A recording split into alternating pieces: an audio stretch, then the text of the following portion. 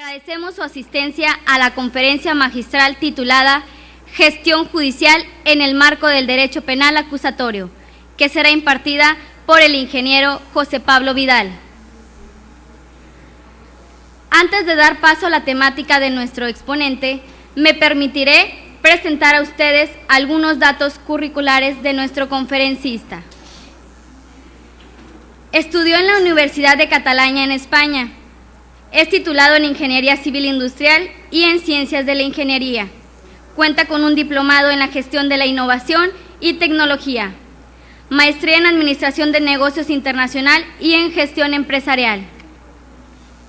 En su ámbito profesional, destaca su participación como jefe de gabinete de la Dirección de la Unidad de Relaciones Internacionales de Proyectos de Departamento de Desarrollo Institucional, apoyando en evaluación e implementación de los procesos de reforma de familia y reforma procesal penal al interior del Poder Judicial de Santiago de Chile, desde hace 5 años.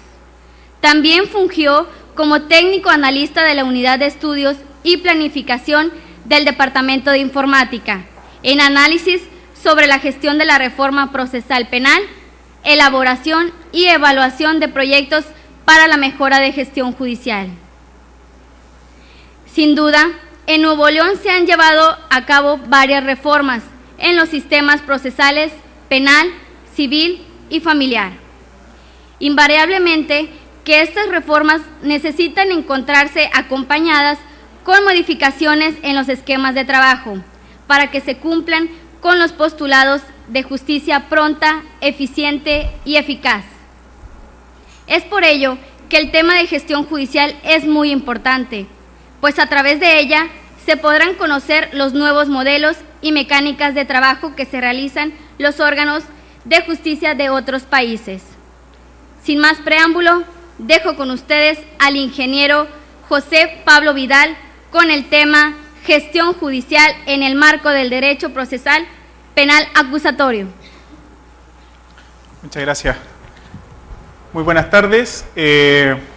Agradeciendo la presentación. No puedo iniciar mi presentación sin antes agradecer al Instituto por la invitación, en particular a su directora, la doctora Mirna, y bueno, a nuestro querido amigo Jesús Chuy Adenas, que hizo el contacto para que hoy día pudiéramos estar aquí presentes. La verdad es que me he sentido muy grato en esta bienvenida que ustedes me han dado. Me sacaron de los fríos polares que estamos viviendo en nuestro país, 2 grados bajo cero, y les agradezco, digamos, haberme dado un poco de calor en este invierno que es tan duro en nuestro país. Así que para mí es muy grato estar acá, presente, y espero poder contribuir de cierta medida comentándoles un poco cuál ha sido la experiencia que hemos tenido en nuestro país en lo que es el ámbito de gestión judicial, ¿ya? Así que comencemos nuestra presentación. La verdad es que vamos a tratar voy a ir comentándole algunos elementos en función de la presentación del PowerPoint, para que podamos ir conversando y de alguna manera tratar de graficarles un poco cuál ha sido la historia que nosotros hemos vivido dentro de nuestro Poder Judicial, que dada la experiencia que he estado viendo en estos días acá, no es muy distinta a lo que hoy día ustedes están viviendo, lo que nos hace también muy cercanos en función de nuestra experiencia. Bueno, cuando me escribe Chuy, me dice que en realidad lo que necesitan es hablar sobre la gestión judicial en el marco del derecho penal acusatorio. La pregunta que viene, digamos, de cajón es, bueno, ¿qué significa esto? ¿Qué significa hablar de gestión y, por otro lado, hablar de gestión judicial? Cuando empezamos a hablar de gestión, empieza a surgir una serie de términos, conceptos, que muchas veces, por el ámbito judicial, no son muy conocidos o de alguna manera se tocan de forma más o menos transversal o no se entiende muy bien. Y empiezan a nacer palabras como proyecto, eficiencia, eficacia, administración, control, evaluación y retroalimentación. Por ejemplo, podríamos estar toda la tarde, digamos, emitiendo algunas ideas y conceptos vinculados a la gestión. El problema surge cuando esta gestión, que todos le llamamos, los que somos más bien del ámbito de la ingeniería, lo vinculamos hacia el ámbito judicial. Efectivamente, hoy día, cuando hablamos de gestión en el ámbito judicial, ese concepto de eficiencia que se conoce muchas veces en el ámbito de la ingeniería como sacar una mayor rentabilidad, optimizar nuestros precios, nuestros costos, nuestra cadena de producción, en el ámbito judicial toma absolutamente otra mirada.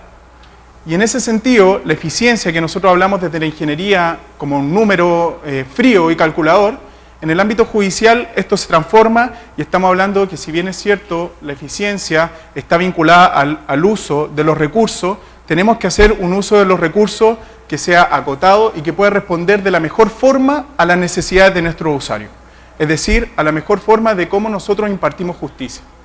Y es así como se empieza a generar toda una cadena de conceptos y se replantea, desde mi perspectiva, todo lo que son los conceptos de ingeniería.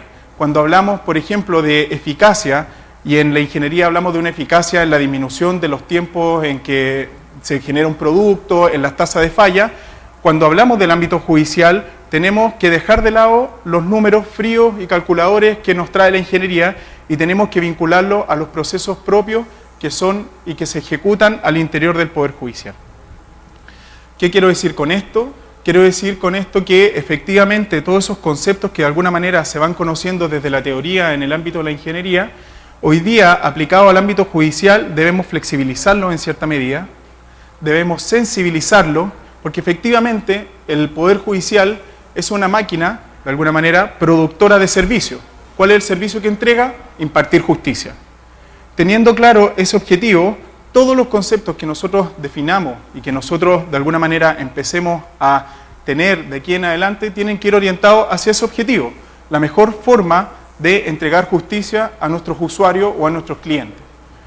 Y en este sentido, y no quiero redundar más sobre lo mismo, cuando hablamos de proyectos, cuando hablamos de evaluación de proyectos, evaluación social de proyectos, de retroalimentación, de sistemas de control, todo esto debe ir orientado hacia nuestro objetivo principal, que es dar una mejor justicia a todos nuestros usuarios.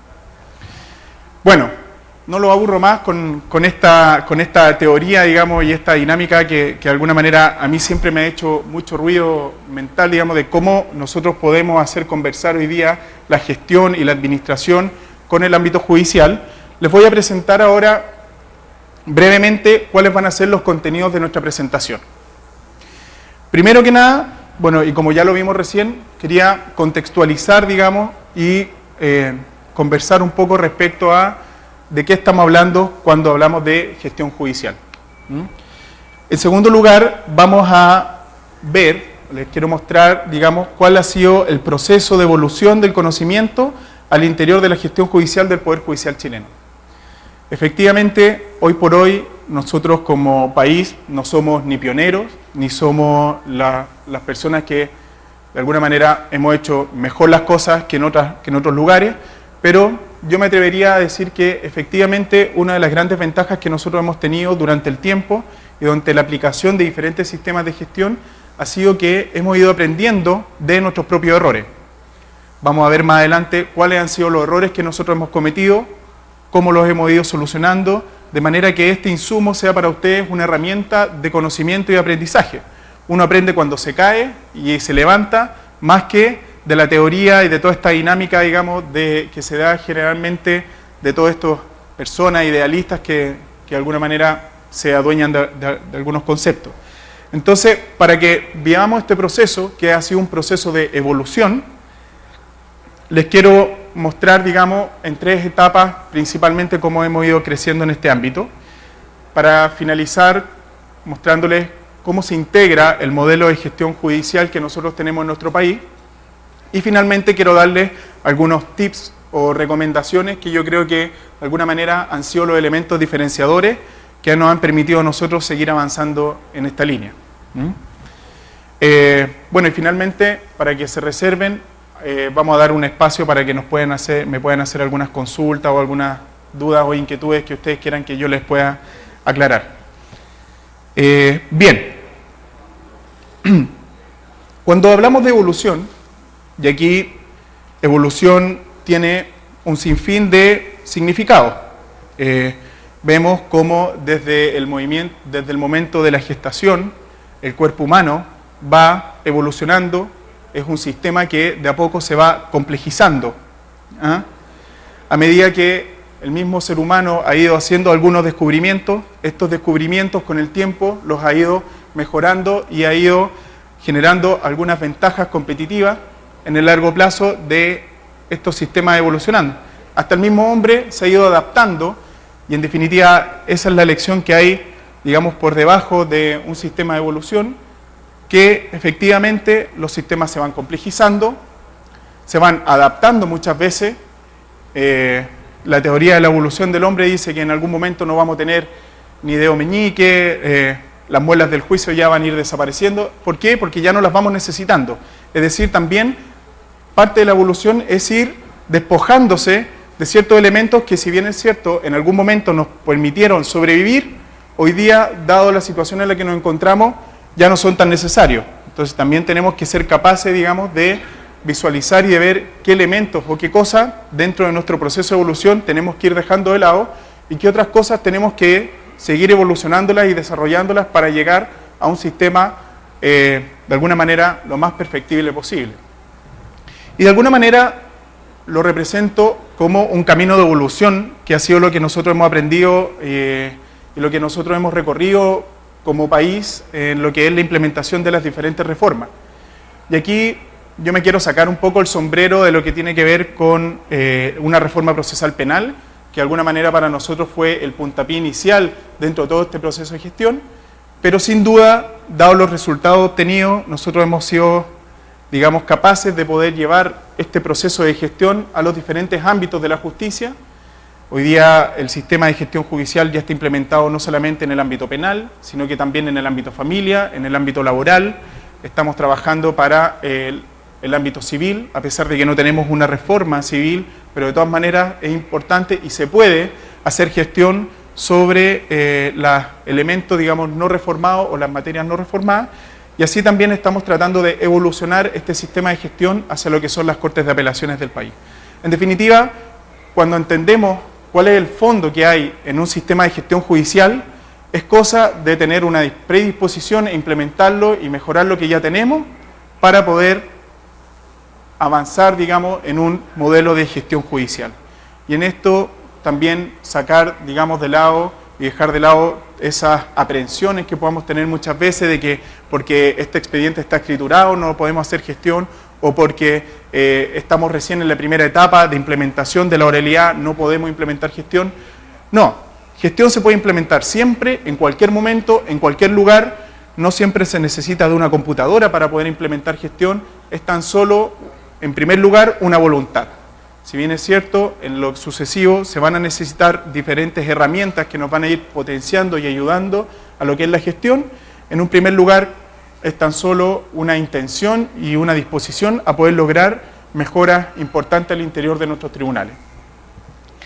Bueno, ¿cuál ha sido el cronograma de aprendizaje que hemos vivido nosotros como Poder Judicial? Que yo era lo que les comentaba, que lo dividí o lo segmenté en 3 etapas. En una primera etapa la califiqué como una etapa de diagnóstico.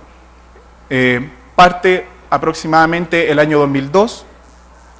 Nosotros nos encontramos con una reforma procesal penal que se empezó a trabajar desde el año 90, se implementó a partir del año 2000, pero recién nos empezamos a dar cuenta de la importancia de esto en el año 2002, y no por una buena experiencia, sino que todo lo contrario, por una mala experiencia. Nos encontramos con una situación alarmante de que nuestros tribunales se encontraban muy atochados, etcétera. Más adelante voy a entrar en mayor detalle cuáles eran las características o la experiencia que vivimos en ese momento, pero efectivamente, a partir de una necesidad, nos vimos valga la redundancia, necesidad de poder generar elementos que nos permitieran controlar y mantener un feeling, digamos, de lo que estaba sucediendo en nuestros tribunales. Entonces, esta etapa yo la menciono como una etapa de diagnóstico, una etapa donde nos dimos cuenta que nos habíamos caído, que de alguna manera necesitábamos levantarnos de alguna manera, de alguna forma, y empezamos a hacer diagnóstico. diagnóstico que nos implicó una serie de elementos y una serie de herramientas que vamos a ver más adelante, pero en definitiva esta etapa de diagnóstico lo que nos permite hacer es tomar el control de la situación. En primer lugar, dimensionar qué tan grave era el problema que teníamos y efectivamente cuáles eran las consecuencias que el mantener este problema en pie nos iba a generar en el resto de la etapa. Tengo que hacer mención a que el sistema procesal penal en nuestro país se implementó en 5 etapas. Al año 2002 íbamos en la segunda etapa recién y nos quedaban 3 etapas, donde la última etapa era la más compleja, que era implementar el sistema de gestión, el sistema, digamos, procesal penal en Santiago, que concentra el 50% de las causas.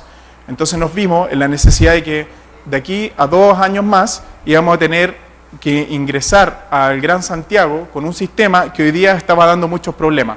Entonces, de ahí se genera todo este proceso de diagnóstico.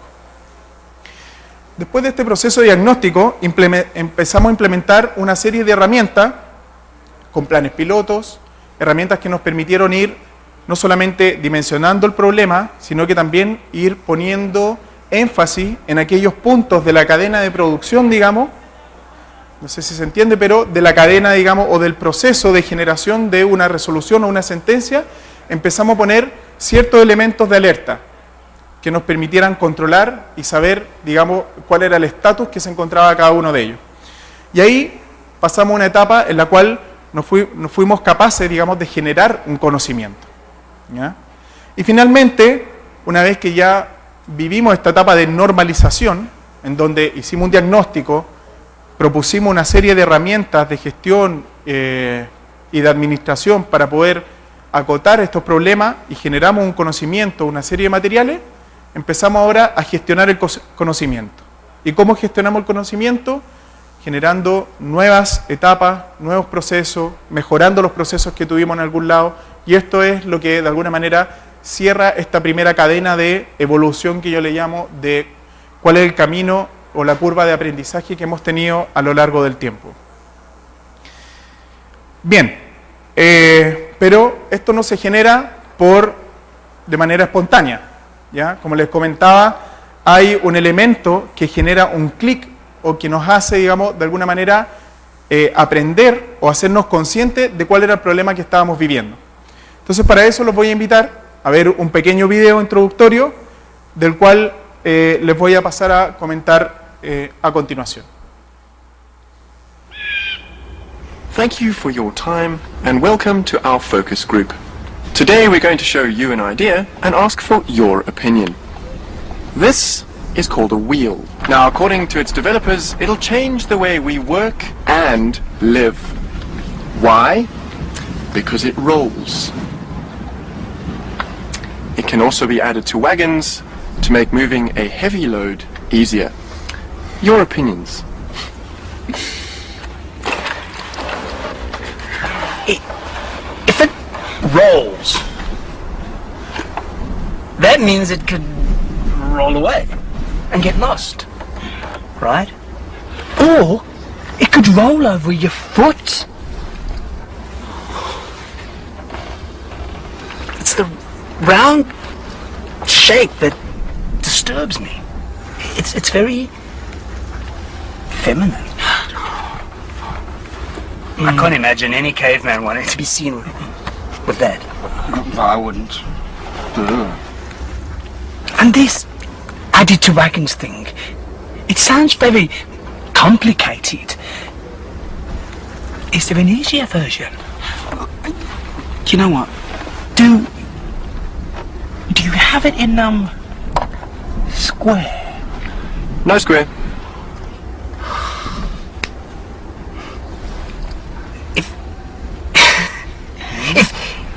If there was a square one, Yeah? it didn't roll.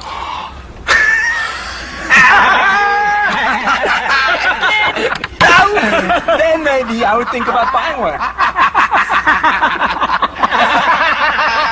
Nice try.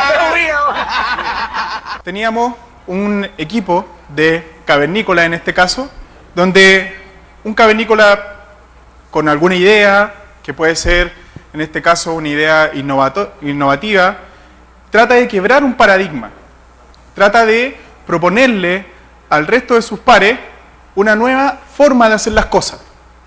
Les dice, oye, yo acá tengo una propuesta, esta propuesta además puede ir creciendo, y una vez que nosotros le encontremos una buena utilidad a esta propuesta, vamos a poder solucionar un sinfín de problemas, de necesidades que hoy día tenemos para poder transportar, por ejemplo, nuestro alimento.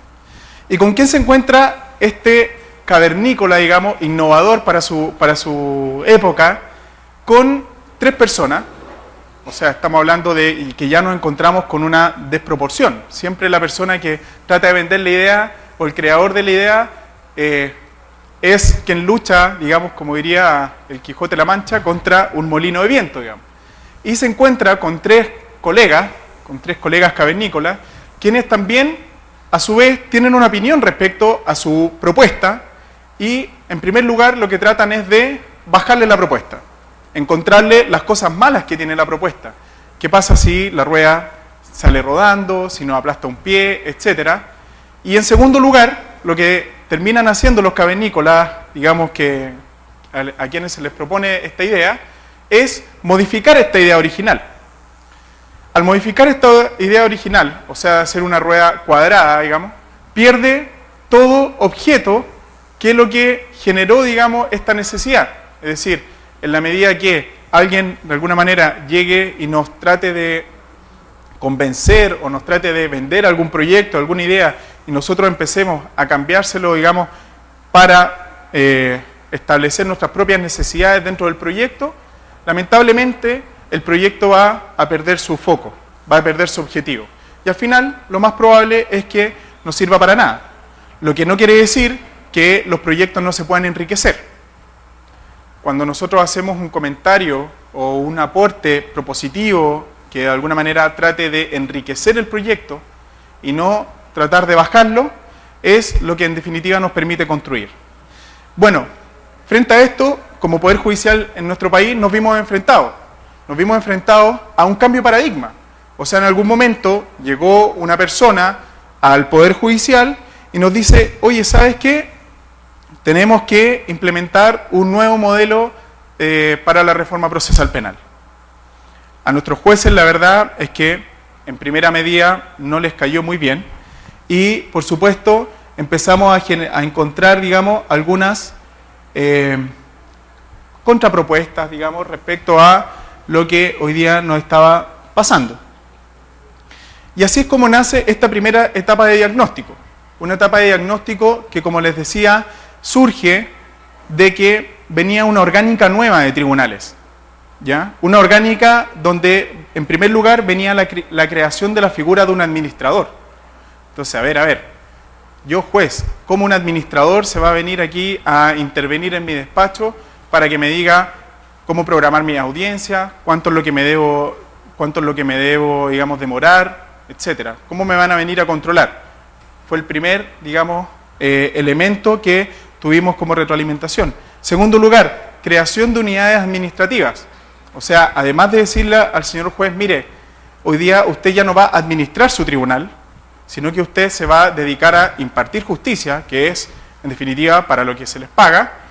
No solamente no va a administrar el tribunal, sino que además le vamos a crear ciertas unidades administrativas que le van a permitir a usted hacer mejor su labor. Entonces, junto de la mano con la figura del administrador, viene una serie de unidades administrativas que por lo demás se hacen unidades especializadas dentro del ámbito de la labor que hace cada tribunal. Entonces, contábamos con una unidad de atención de público, especialista en atender público. Y contratamos funcionarios con un perfil idóneo para atender público.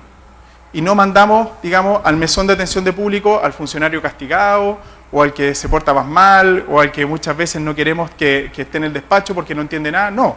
Creamos una unidad de atención de público, creamos un perfil de cargo para los funcionarios de atención de público y contratamos a gente que sea especialista en atención de público. De repente no necesitamos especialistas en jurisprudencia en todos los ámbitos, los podemos capacitar, pero en la atención de público de repente quizás necesitamos una persona que sea más dócil, que sepa sonreír, y nosotros le damos los conocimientos jurídicos. Pero en definitiva lo que estamos hablando acá es de un avance y un proceso de especialización dentro de las labores del tribunal.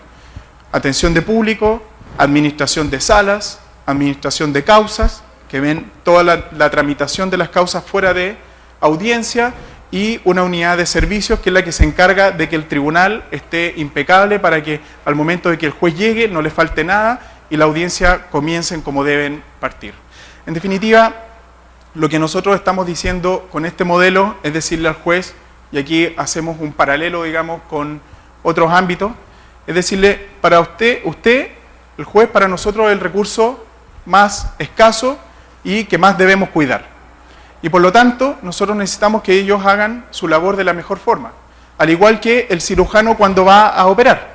El cirujano cuando llega al quirófano y llega al pabellón, no tiene que estar preocupado de que la luz esté encendida, de que el paciente esté anestesiado, de que el bisturí esté sanitizado, de que la camilla no esté coja, de que haya electricidad en el... No, el cirujano cuando llega, toma el bisturí y comienza a operar. Bueno, lo mismo nosotros queremos de nuestros jueces. Nosotros queremos que nuestros jueces, cuando lleguen a su tribunal, a su despacho, esté su silla, esté su sala de audiencia de acuerdo a lo que se requiere, estén los intervinientes, estén los imputados, esté el sistema de audio operando. No queremos jueces que se distraigan de su labor pensando en cuál es la posibilidad que tengo de agendar, qué pasa si yo no pago la cuenta de la luz, qué pasa con las remuneraciones, qué pasa con los tiempos, si se me enferma un funcionario, ¿cómo lo reemplazo? No, eso no es problema del juez. Eso es problema del administrador de tribunal, quien tiene que poner al servicio todo lo que esté dispuesto para que la ejecución, digamos, de las audiencias y desde el despacho se haga de la mejor manera. Entonces, si al juez se le quema un computador, tiene problema de red, administrador de tribunal, jefe de unidad de servicio, ¿ya? ¿Por qué? Porque de esa manera, insisto, estamos pensando en nuestro foco final. ¿Cuál es? Impartir justicia. Cuando tenemos un juez despreocupado del área administrativa, tenemos un juez que de alguna manera es pensante en su sentencia, en sus redacciones, en la ejecución de sus propias audiencias, y lo liberamos de toda esta carga que tiene el ámbito administrativo, vamos a tener una mejor calidad de justicia. Vamos a tener una justicia más oportuna, vamos a tener usuarios que de alguna manera, obviamente no todos se van a ir satisfechos, porque en una audiencia o en una sentencia siempre el 50% de los intervinientes no logra su objetivo, pero efectivamente vamos a estar logrando y vamos a estar avanzando, digamos, en una mejora sustantiva del sistema de justicia. Entonces, que todo esto que de alguna manera se ve accesorio, no distraiga a nuestro recurso más preciado, que es el recurso juez. Bueno, por otro lado, un sistema de notificaciones totalmente nuevo. Hoy día las notificaciones en nuestro sistema las tienen que hacer los propios tribunales. Antiguamente las notificaciones las hacía un receptor judicial, eran pagadas por las partes. Hoy día está lo que es el principio de pobreza y por lo tanto la administración de las notificaciones, que es una gestión inmensa, también queda radicada en nuestros tribunales. Implementación por etapas, como les comentaba, la reforma procesal penal se implementó en 5 etapas, progresivas, una cada año, llegando el último año al Gran Santiago, donde se concentra el 50% de las causas a nivel país. Y, como les decía, la concentración de las labores. Esto es lo que tiene que ver con la orgánica propia del tribunal, pero además hay una serie de cambios que se están viviendo fuera de tribunales, que tienen que ver con el sistema propiamente tal y con el proceso penal. Antes de la reforma procesal penal del año 2000, no existía en nuestro país una defensoría penal pública. Si bien es cierto, existe una corporación de asistencia judicial que es quien promueve, digamos, la defensa gratuita a quienes no pueden pagarla. Hoy día se crea una institución, la Defensoría Penal Pública, propiamente tal.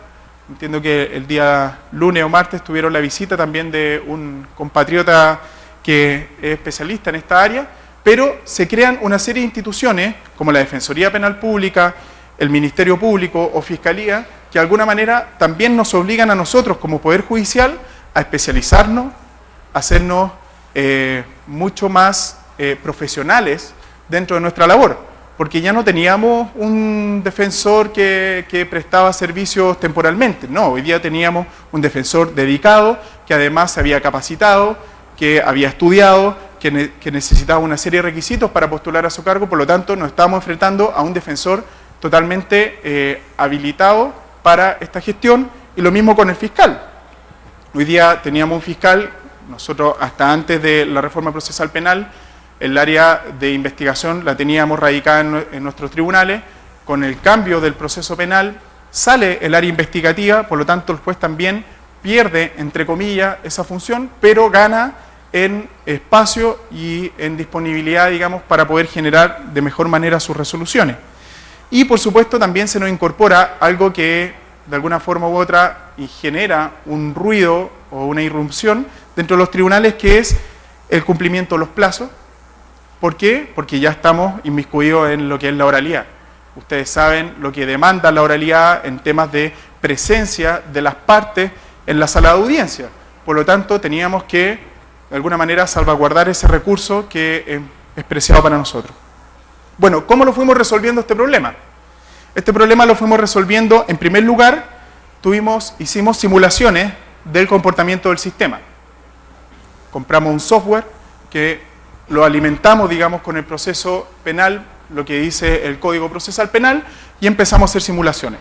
Y empezamos a ver dónde se generaban los mayores atascos, dónde se generaban lo que nosotros en ingeniería le llamamos los cuellos de botella, ¿ah? Y de alguna manera dijimos, bueno, donde se nos genera un cuello de botella, tenemos que incorporar mayor cantidad de recursos. ¿Para qué? Para que este sistema vaya operando de la mejor forma. Y eso nos permitió ir haciendo una redistribución de los recursos al interior del tribunal, de manera de ir optimizando los tiempos de respuesta. Y también para ir midiendo, digamos, y sensibilizándonos respecto a cuánto es lo que debiese durar o no un caso.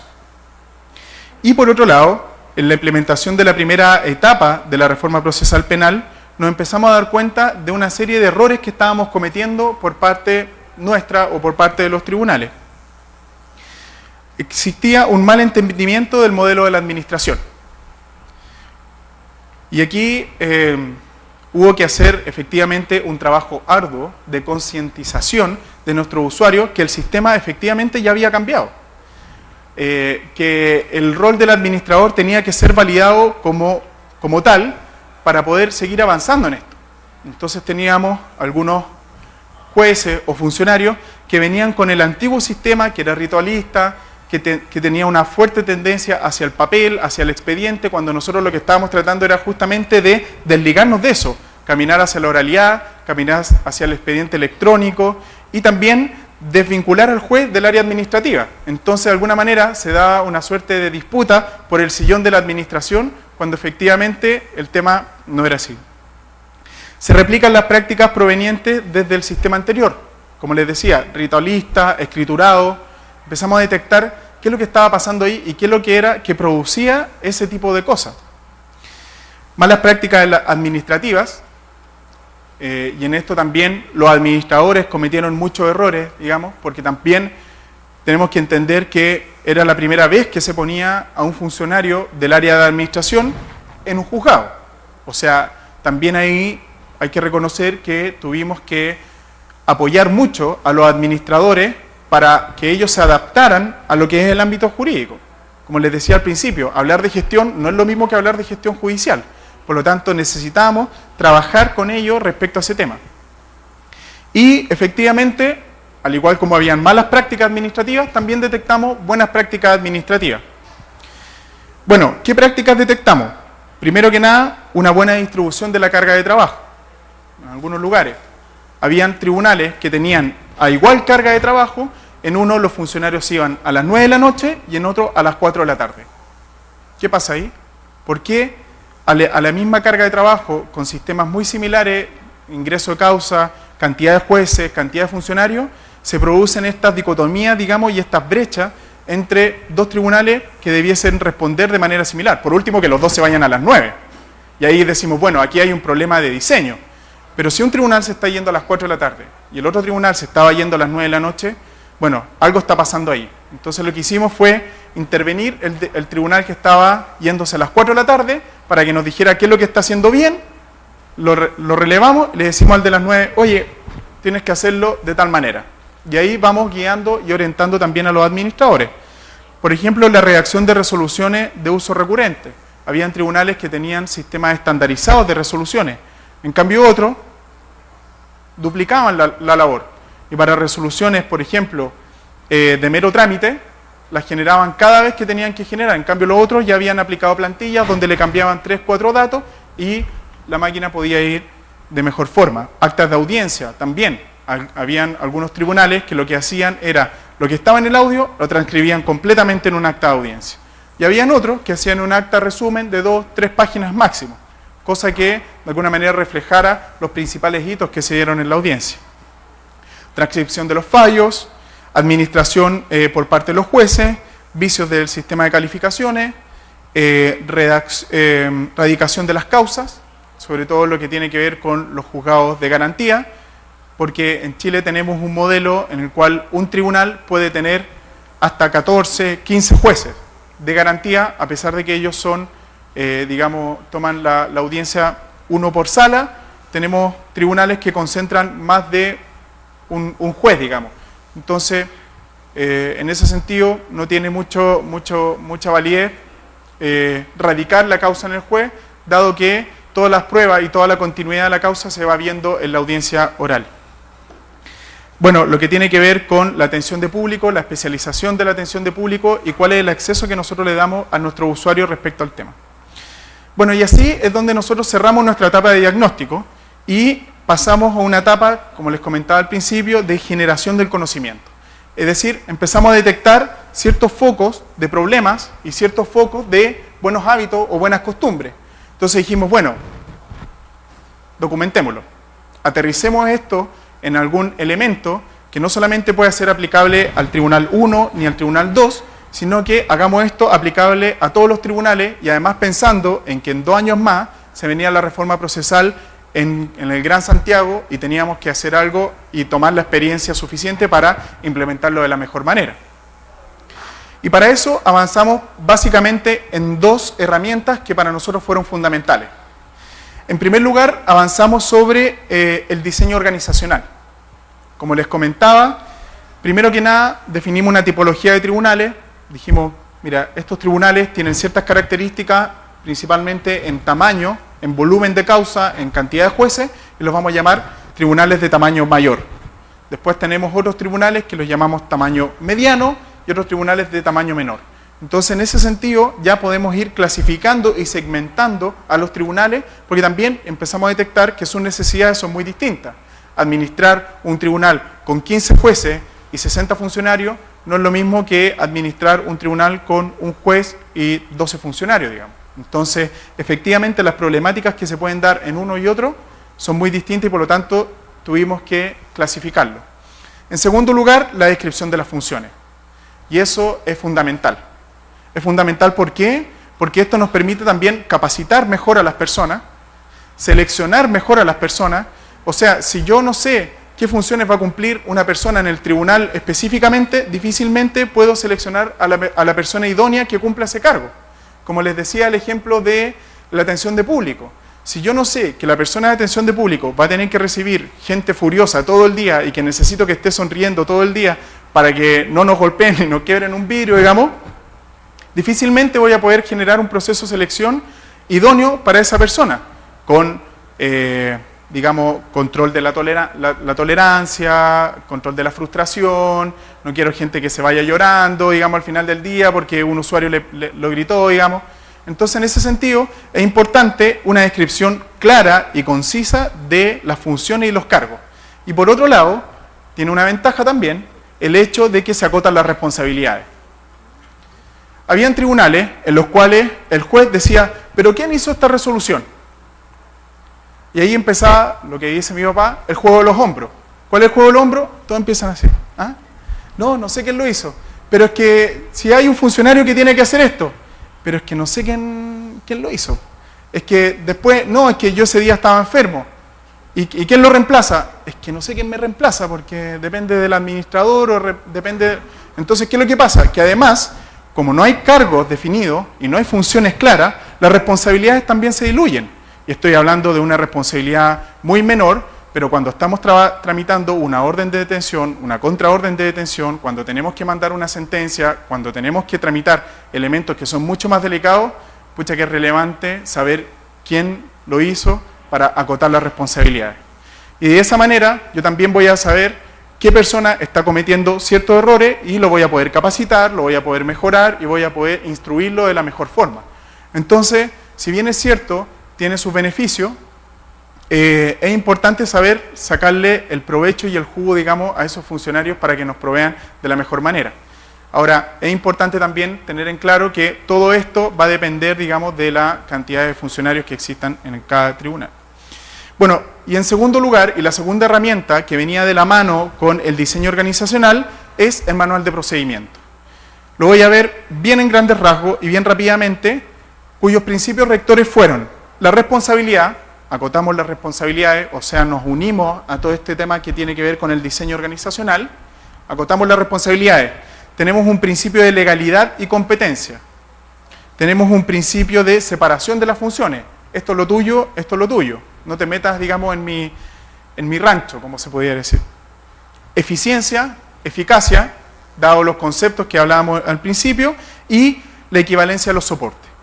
Y aquí la equivalencia a los soportes, me voy a tener un minuto, que quiere decir que en definitiva le dijimos al tribunal, le dijimos, lo que se tramite en audiencia y lo que quede registrado en el audio es absolutamente equivalente y de hecho es más fidedigno que un papel.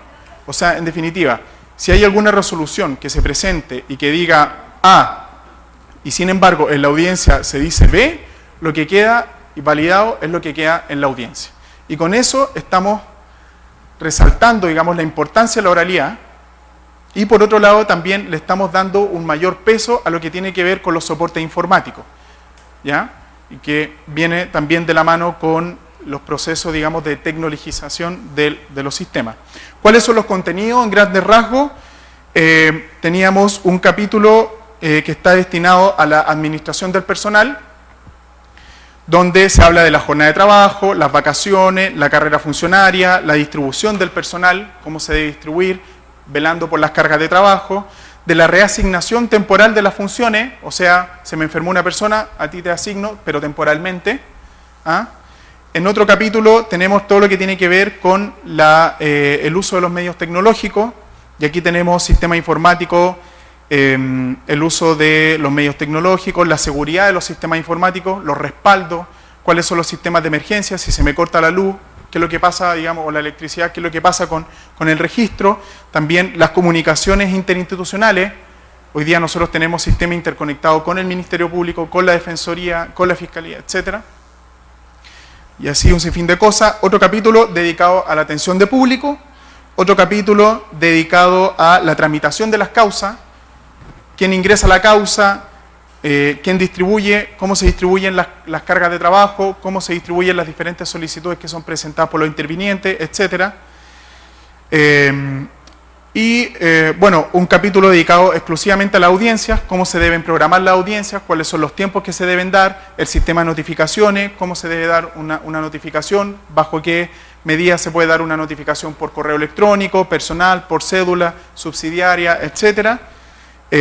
Cuáles son los bloques de agenda que nosotros tenemos. Mire, concéntreme todas las audiencias de juicio simplificado en un solo bloque. Y así yo mantengo a un fiscal y a algún defensor y vamos rotando.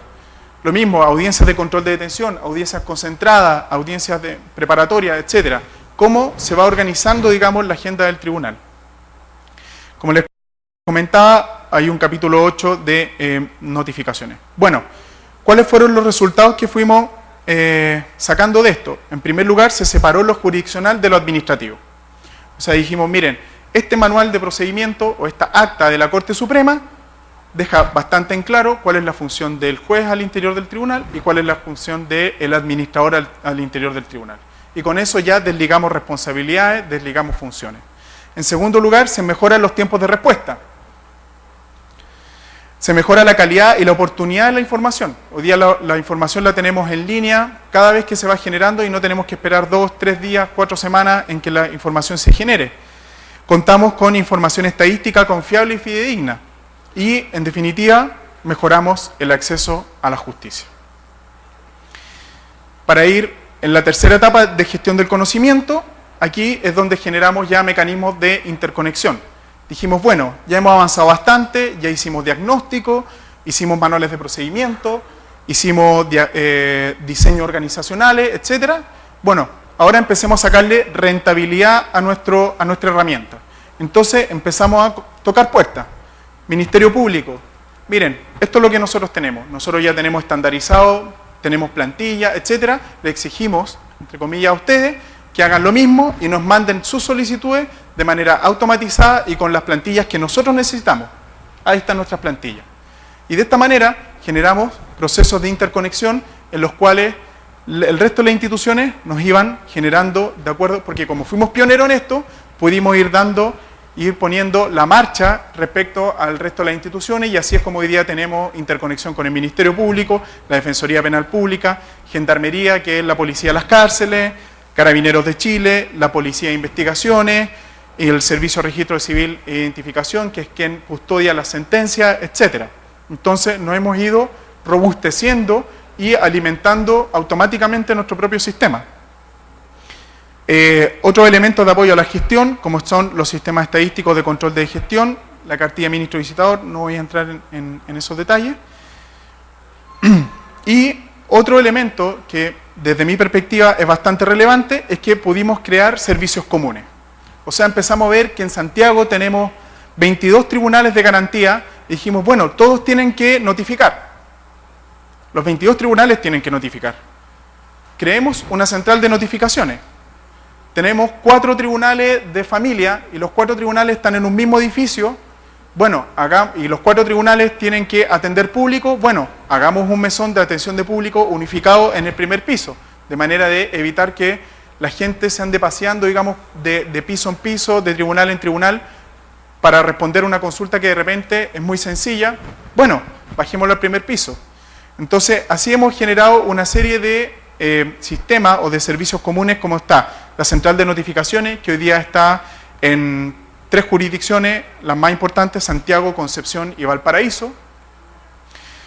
Una coordinación del Centro de Justicia que nos permite coordinar las audiencias de control de detención, las audiencias programadas. Cuando se nos cae un juez o se nos enferma, nosotros ya tenemos un sistema de pool de jueces que podemos ir reemplazando y podemos ir moviendo esas fichas. ¿Para qué? Para que no se nos caiga nuestra audiencia.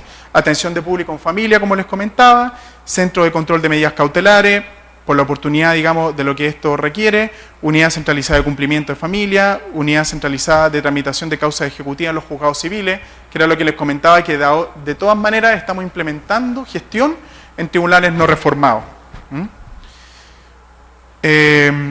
Bueno, en grandes rasgos, ¿cómo opera hoy día el centro de notificaciones?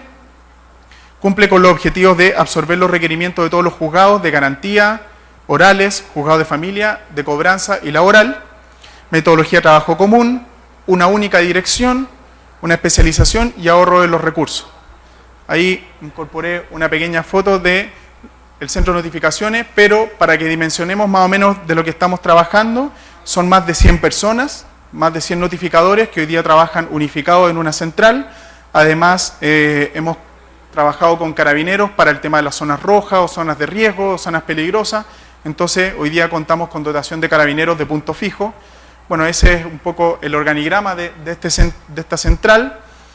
Así es como también nos comunicamos con el resto de las instituciones, ¿ya? Donde todo se concentra mediante los tribunales y los tribunales nos envían a nosotros su requerimiento y por lo tanto nos podemos vincular con las policías, con fiscalía, etcétera.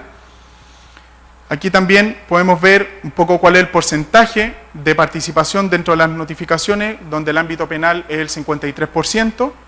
Y acá tenemos una curva de crecimiento que nos va mostrando cómo ha ido incrementando la cantidad de notificaciones en el sistema, ¿ya? Llegando, bueno, esto partió en junio del año 2006, y a febrero del año 2011 ya estábamos tramitando cerca de 60.000 notificaciones mensuales en todo el sistema, 60.000 notificaciones mensuales. Ahí después le incorporé una presentación, digamos, de cómo ha ido mejorando nuestro índice de efectividad.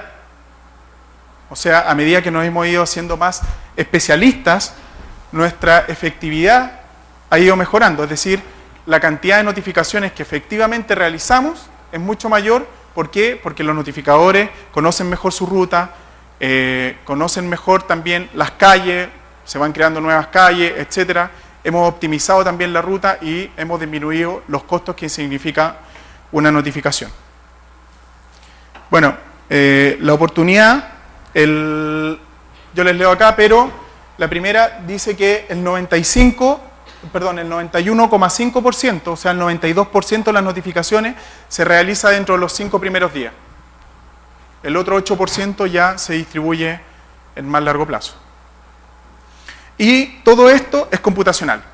O sea, el tribunal está en una parte y el centro de notificaciones está 1000 kilómetros más lejos, digamos. No 1000, pero a una distancia, digamos, que da lo mismo si el tribunal está al lado del centro de notificaciones o está a muy larga distancia, porque como todo esto es digital, el tribunal se entera en línea, digamos, de lo que está haciendo nuestros notificadores. Además, hoy día están desarrollando un par de sistemas informáticos que les permitan, digamos, optimizar mejor su ruta. Bueno, volvamos un poco a los contenidos de la presentación. Sé que ha sido un poco intenso y yo me voy también entusiasmando con todo este cuento,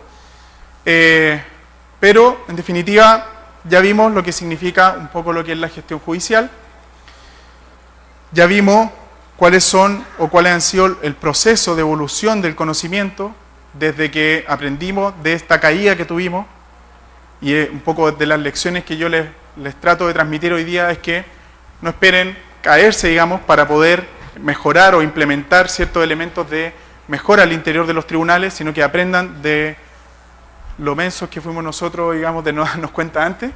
Y esa es mi alerta y mi advertencia.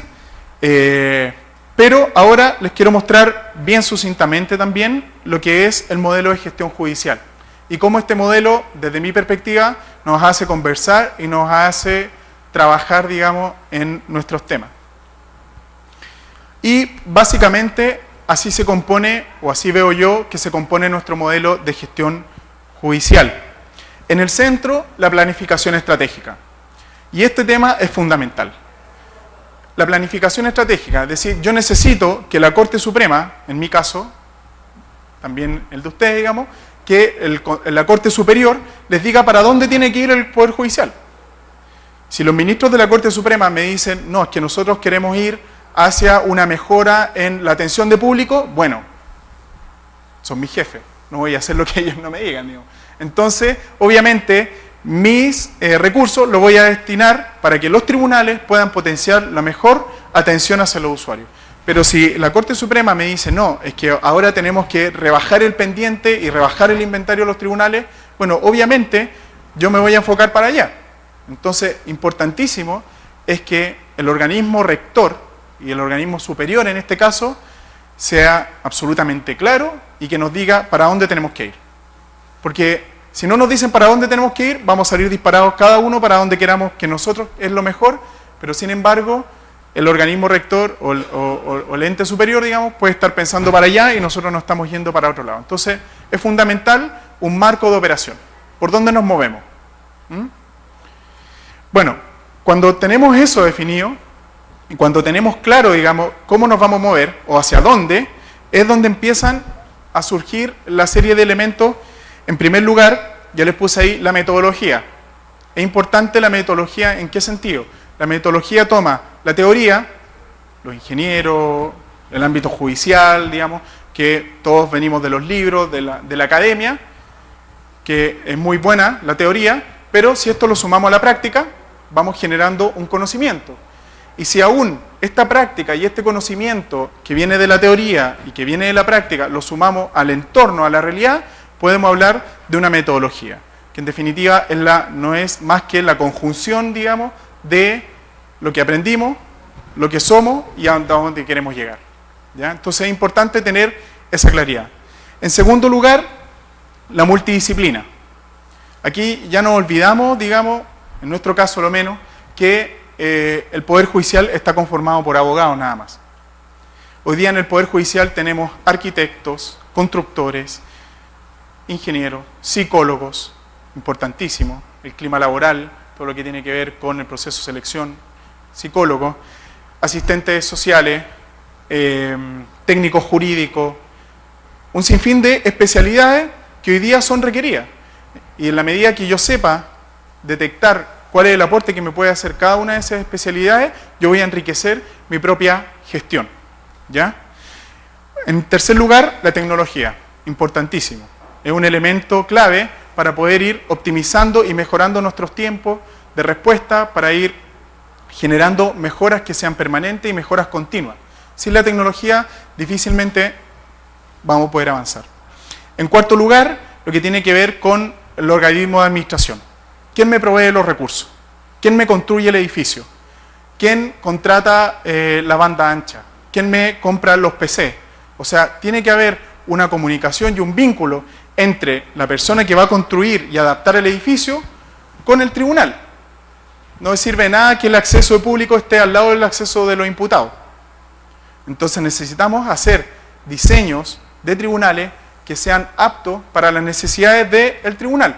Y para eso es importante tener una comunicación con el organismo administrativo. No me sirve de nada tener computadores que hoy día o un sistema informático que no me permita tramitar, que puede ser muy bonito, puede ser muy rápido, pero si yo no puedo tramitar esa causa, a la basura. Entonces es importante que aquellos organismos administrativos que hoy día nos van a proveer en el mediano y largo plazo de nuestras herramientas de trabajo estén en directa relación con nuestros usuarios, que en este caso somos los tribunales. Y en último lugar, también está la interinstitucionalidad. Es decir, el Poder Judicial no es el único ente y organismo que está operando en este sistema. Necesitamos conversar con el Ministerio Público, necesitamos sentarnos a la mesa con la Defensoría, necesitamos sentarnos a la mesa con las policías, porque no me sirve de nada yo tener mi sala de audiencia lista para empezar y que no lleguen los imputados, que no llegue el defensor, que no llegue el fiscal. En definitiva, tenemos que sentarnos a la mesa y programarnos y organizarnos y decirle, mire, nosotros vamos a organizarnos de esta manera. ¿Cómo ustedes también se van acomodando, digamos, en este nuevo esquema? Pero en la medida que ni el Ministerio Público ni el resto de los intervinientes sepa cómo nos estamos organizando como Poder Judicial, difícilmente ellos van a poder responder a nuestras necesidades. Entonces es importantísimo entender que es el sistema penal y no es el Poder Judicial el que está implementando una reforma, sino que de alguna manera necesitamos de alguna forma de los otros organismos que son de alguna forma itinerantes, pero son satélites, pero que necesitamos de ellos. Entonces, así es como veo yo cómo de alguna manera se trabaja un modelo de gestión jurisdiccional. Como ejemplo, digamos, les traía la planificación estratégica del Poder Judicial de Chile. Les leo brevemente la misión. La misión es ejercer sus potestades entregando justicia de calidad, otorgándole de este modo sentido al mandato constitucional al resolver y ejercer y ejecutar lo juzgado en relación con los asuntos que le corresponden conocer para la plena vigencia de los derechos de todas las personas. Como como visión, dice que frente a un conflicto donde la persona o institución ha considerado o echado mano a todas las posibilidades a su disposición sin conseguir su resolución, los órganos del Poder Judicial son los primeros a través de los cuales se puede alcanzar justicia.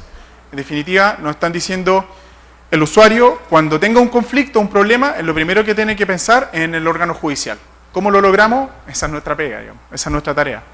Y como valores, en primer lugar, la independencia y la autonomía, importantísimo, la transparencia y la responsabilidad, la cercanía y el compromiso, y por último, la integridad, preparación y el buen trato hacia los usuarios. ¿Ya? Y ahí también les puse un pequeño esquema y una pirámide de cómo esto opera.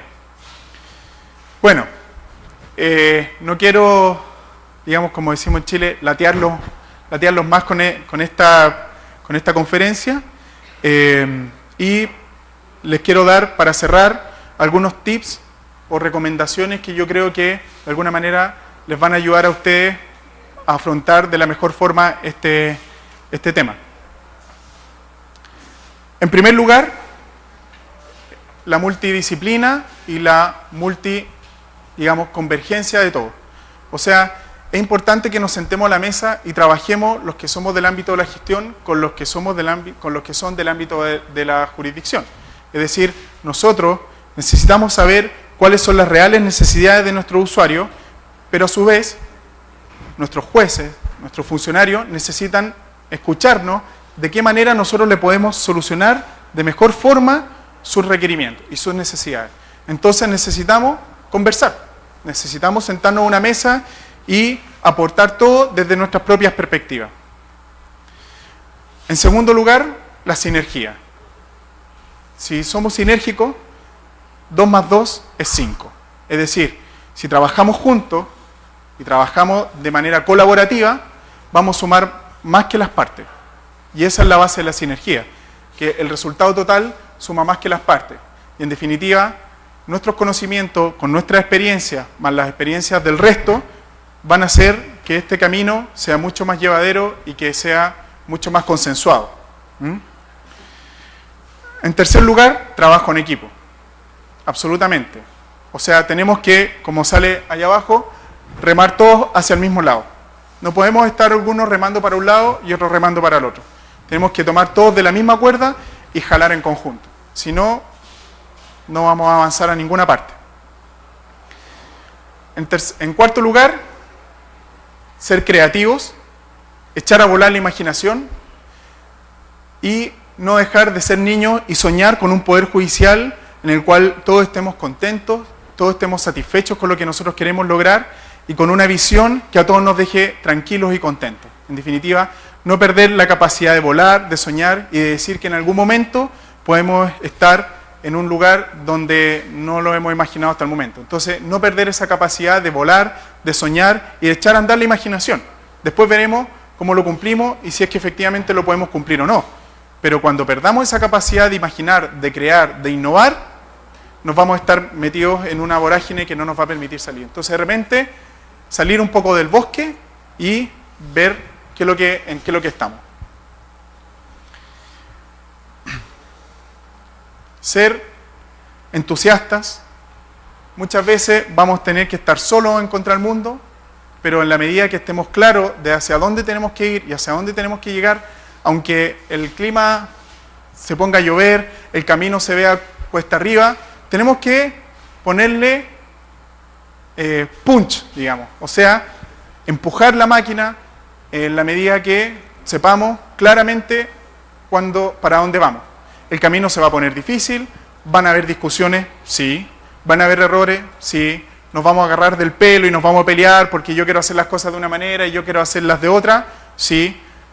Ningún camino, digamos, está exento de las piedras, pero en la medida que seamos claros hacia dónde queremos llegar y seamos constructivos, vamos a avanzar más rápido de lo que pensamos.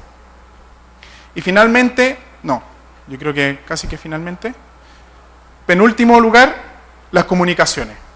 ¿Ya? Las comunicaciones que hoy día están ligadas a la tecnología, pero no necesariamente ese tipo de comunicaciones, sino que las comunicaciones orientadas hacia el diálogo, hacia la comprensión, hacia la contribución, hacia el entendimiento. En definitiva, si vamos como caballos de carrera, no viendo lo que pasa al lado, difícilmente vamos a poder ganar la carrera todos juntos. Entonces, en definitiva, comunicar, mucho diálogo. Y finalmente, la tecnología. No dejemos de lado la tecnología, que va a ser nuestro canal para desaguar, digamos, o desligarnos de muchas gestiones y muchas labores que hoy por hoy estamos haciendo de manera redundante. Les aseguro que si hacen el examen mañana en sus propios tribunales, van a darse cuenta que hay trabajos que son repetitivos, que perfectamente se pueden automatizar. Hay elementos que hoy día hacemos todos los días cuando nos sentamos en nuestro escritorio y que perfectamente podríamos entregárselo, digamos, a un ordenador sin perder el control de la situación, pero que el ordenador hoy día me proponga algunos métodos de sistematización y de automatización, de manera de yo también poder dedicarme a otras labores que de alguna forma generen mayores conocimientos y mayores ventajas. Así que, bueno, sin más que decir, espero haberlo ayudado y muchas gracias.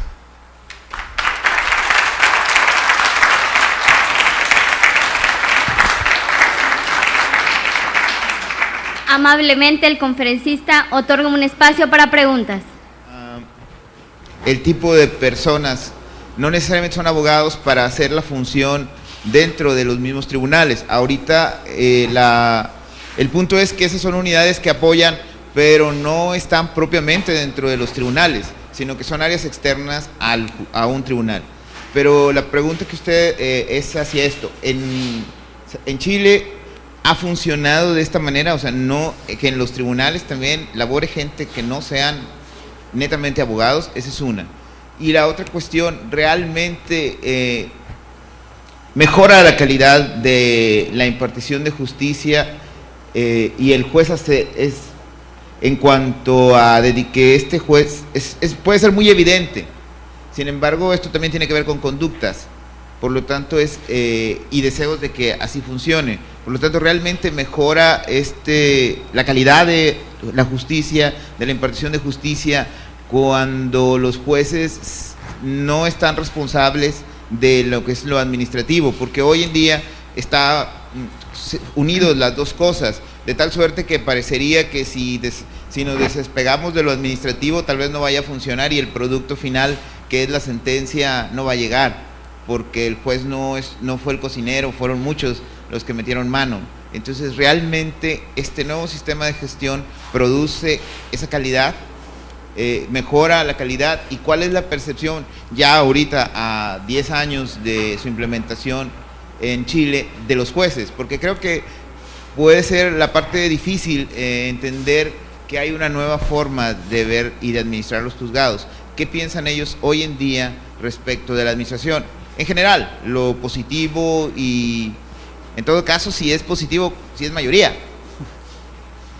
Sí, bueno, la verdad es que las dos acotaciones o preguntas que hace son bastante certeras, porque efectivamente, y algo que quizás se me quedó un poco en el tintero, hoy día la orgánica interna de cada tribunal requiere de la conformación de un administrador de tribunal y de funcionarios, digamos, que operen en lo que tiene que ver con gestión administrativa. Es decir, hoy día internamente en cada tribunal tenemos dos áreas que son supermarcadas, que es el área jurisdiccional, que la constituyen solamente los jueces, y el área administrativa, que la constituye el administrador junto con sus unidades de apoyo para la labor jurisdiccional.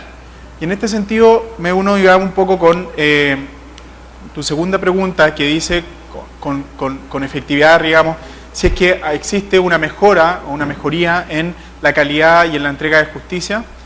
Yo me atrevería a decir que sí. ¿Por qué?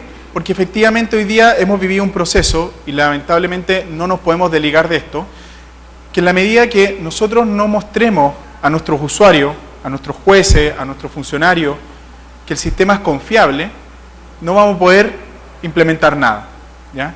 Entonces, en primer lugar, es absolutamente relevante el hecho de que debemos generar un sistema de confianza que le permita al juez entregarse de alguna manera a este sistema de administración.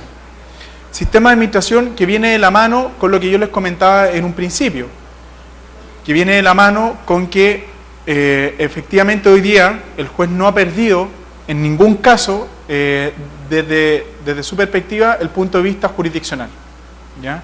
Y eso hay que dejarlo súper en claro. En definitiva, todo el ámbito jurisdiccional al interior del tribunal se canaliza por el juez, que es, digamos, el encargado y el nombrado para estas labores. Ahora, el ámbito administrativo, insisto, está en función y al servicio de la labor del juez, ¿ya? Entonces, desde la perspectiva del usuario, el usuario que va a nuestros tribunales no sabe que adentro hay un administrador y hay un juez. No tiene idea de eso. Lo único que sabe el usuario es que sigue recibiendo su resolución, que antes la recibía en 2 semanas, hoy día la recibe ese día en la tarde.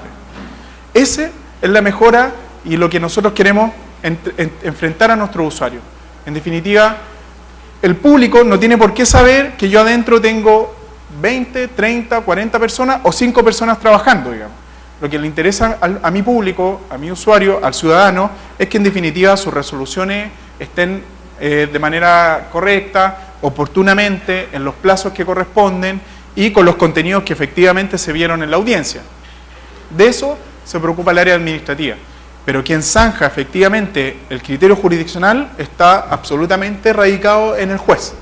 Y en ese sentido también un poco se ha empoderado la figura del juez, porque muchas veces la labor jurisdiccional se diluía, digamos, entre el secretario, algunos funcionarios que también de alguna manera se les encargaba algunas funciones jurisdiccionales y el juez tan solo ponía la firma. No, hoy día está concentrado la labor jurisdiccional en el juez, lo que no ha significado tampoco en desmedro, digamos, de sus tiempos ni nada, sino que de alguna manera ha mejorado su calidad de vida.